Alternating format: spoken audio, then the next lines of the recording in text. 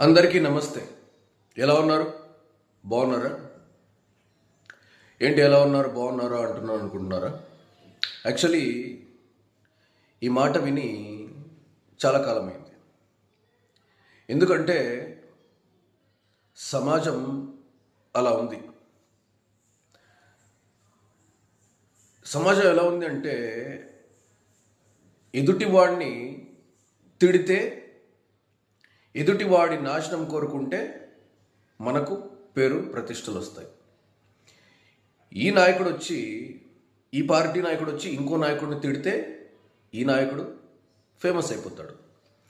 ఆ పార్టీ నాయకుడు ఈ పార్టీ నాయకుడిని తిడితే ఫేమస్ అయిపోతాడు. ఏం పొగిడితే ఫేమస్ కారా? వాళ్ళు చేసిన మంచి చెప్తే ఫేమస్ కారా?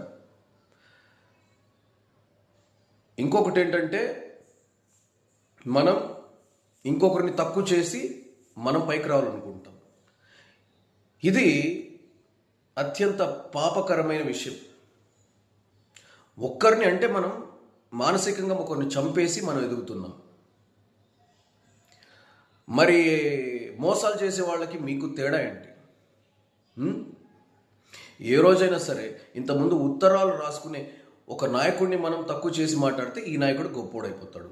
అంటే ఒకరి తల్లిని దూషిస్తేనే మన తల్లి గొప్ప అవుతారు. అంటే మన తల్లి గొప్ప గురించి చెప్పాలంటే ఇంకో తల్లిని దూషించడమేనా? ఒకడేమో ఆ దేవుడు గొప్ప అంటాడు, ఆ దేవుడిని తిడితే ఈ దేవుడు గొప్ప అయిపోతాడు. ఇంకొకడేమో ఇంకో దేవుడిని తిడితే ఈ దేవుడు గొప్ప అయిపోతాడు. ఇంకొకడేమో ఇంకో నాయకుడిని తిడితే ఈ నాయకుడు గొప్పోడైపోతాడు. అంటే ఇంకొకరి తల్లిని మనం దూషించి తక్కువ చేస్తే మన తల్లి గొప్ప అయిపోతుంది ఈ ప్రకారం.